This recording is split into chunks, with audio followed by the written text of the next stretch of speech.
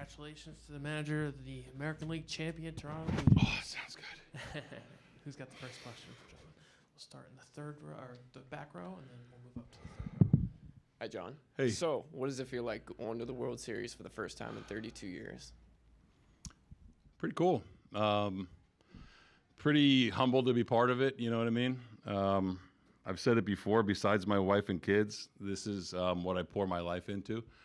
So to be leading the team that's going back to the World Series for the first time in 32 years, kind of hits me a little bit. And I couldn't be happier for every single guy on the team and in the clubhouse, not just the players but the staff too. So we're gonna enjoy tonight big time, you know, and realize how hard it is to get here, and then get back to work and get ready for the Dodgers. Fifth row, straight back, John. Hey, John, congratulations. Thank you. So we've heard from you throughout the series about it's another game, do your job, all those good things. When you're a couple of outs away from elimination and then in the blink of an eye, you're leading in a couple outs away from the World Series, how hard is it to practice what you preach to just keep it steady? Very. You know, I've said before, I try to be purposely deliberate in what I do and what I say every day. I'm sure I was not practicing what I preach by my facial expressions in that moment. But it's really, really an amazing thing to watch these guys navigate situations. Whether it's Barge walking, Izzy grinding out a single, or George being able to slow that moment down, which he's done a million times in his career. So in the moment, really, you're not thinking about it. Honestly, I wasn't thinking about it. I was thinking about, are they going to play the infield in? Are they not? Are we going on contact? Are we not? Who's he bringing in to face who? What are the counter moves? So you kind of get lost in the moment a little bit. But this team, man, it's a special group. Second row, your left, John. Hey, John, I got two questions for you. First of all, congratulations. Thank you. First question, when George Springer connected on that home run, what was running through your head? I didn't really know. You know what I mean? Before the game, I said there's always someone that's going to have a moment, right? In a Game 7, winner take all game. They had a couple, you know, from one of their big name guys between Julio, Cal, and Josh. So you never really know. So in the moment, I've seen Georgie hit some homers, you know, and I was just hoping that he got enough of it. And when he did, you know, you kind of look around and you see players and coaches reacting the way they did. Kind of surreal in the moment when you're witnessing a historic swing for the organization. You know what I mean? And then you try to get back. I remember going right to Pete and just making sure, yeah, Chris is still the guy no matter what for the 8th inning. So you kind of get back into manager mode. On that note, Gosman and Bassett came out of the bullpen. It's awesome. What's it say about this team that you have two guys who are typically historically starters stepping up like that? You know, just gutsy. You know what I mean? I think that I try to learn from every experience that you've been through, and Game 7 is a whole different animal where things get a little bit quirky, you know. And I said it to you guys before the game. There comes a time where you just trust people and you just trust guys that have been there, right? So for Kev to come out of the bullpen for the first time all year, and, you know, I intentionally walked Cal, and I thought he did a good job of working around Naylor to go to Polanco, who he's handled well. It's just cool to see guys that you trust go out there and have success. Chris's curveball to Gino, man, 3-2. It's a ballsy pitch, and that's who Chris is. So to see his reaction was really fulfilling. And then Hoff punched out the side, man. It was awesome. One row behind the last. I'm wondering, from this past Friday and to next Friday, obviously you mentioned it's been an emotional roller coaster. Yeah. How did you manage your emotions since Friday, and how do you plan to manage your emotions until Friday? I think from that point, you rely on people you trust around you, right? If you're not learning, you're falling behind. And if you're not counting on people who support you, you're going to get lost, you know? So I think leaning on Pete, DeMarlo, Donnie, Ross, even having conversations with him, and then going home and hearing my wife talk about it too, and my boys, you know what I mean? Like, hey, don't be afraid to trust your gut, and don't be afraid to just be who you are, because you're here for a reason.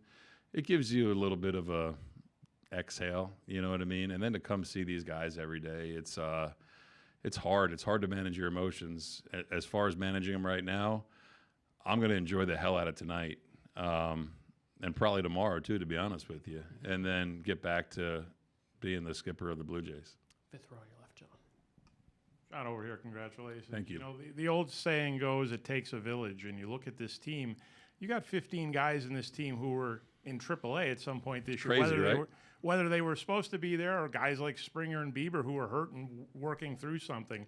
What does it say about this game being, you know, as much an organizational triumph for all the things you had to go through the last 6 months? It says that we're aligned from top to bottom, really, right? Like asking Casey Candel to do things with guys in AAA that I would ask them here and him doing it. That's one thing. You can look at the guys that are celebrating in here, and they've all helped us win.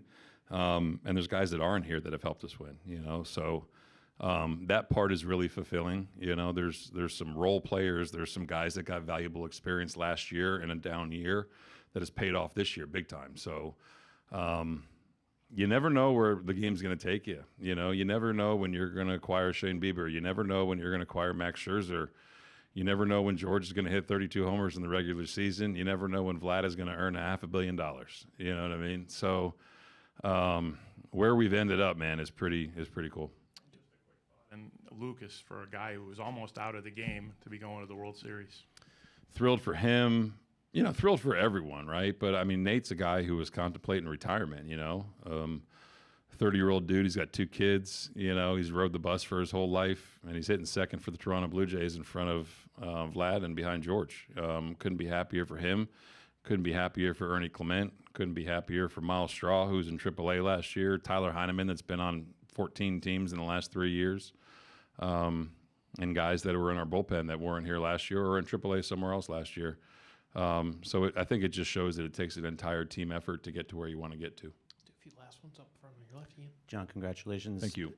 I know you haven't had a lot of time to absorb this yet, but you look at the postseason history of the Dodgers, their reputation around the game. Does that match up? Is that something that you kind of relish, having a matchup against a team of that stature? Yeah, man. I mean, I think to get to where you want to go, you got to beat the best, right? Whether it's talent, payroll, whatever you want to call it, man. They're a damn good team. You know, we saw them 3 games, you know, and that's it this year. But they got Hall of Famers up and down, well, top of their lineup. You know what I mean? And they got really, really good starting pitching and really good relievers. So I truly think that the best 2 teams are left standing, you know, for a variety of different reasons.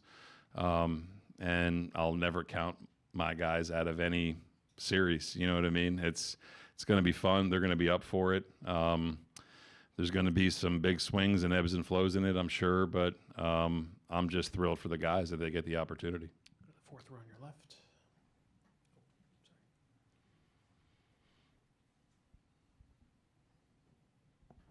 Congratulations, John. Thank you. How does it feel to have a whole country behind you?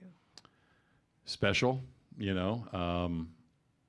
We're the only team that gets to experience that, and we're the only team that has the following that we do and the viewership that we do. You know, I think guys don't realize that sometimes, but from coast to coast to have, you know, this team to grasp onto is really cool. And it's easy for me to say that because I've been part of it for a long time, you know, and I felt the connection when I was managing in Vancouver, you know what I mean, as a minor league affiliate, as a Canadian big league team too. So it's special for everyone that's involved with our organization. Do you expect that, do you expect that it might grow into a bit of a Canada versus America spirit, not just Canada versus the Dodgers? I don't know, maybe. We'll see, but I know it'll be the Blue Jays versus the Dodgers. That's kind of how we're going to look at it, knowing that we have a whole country behind us. But I'm not quite sure how that'll unfold, but I know that these guys in there know that they're representing the country too. One last one for John. All right. John, congratulations. Thank and you. We'll see you at the World Series. Thank you, guys. Appreciate it.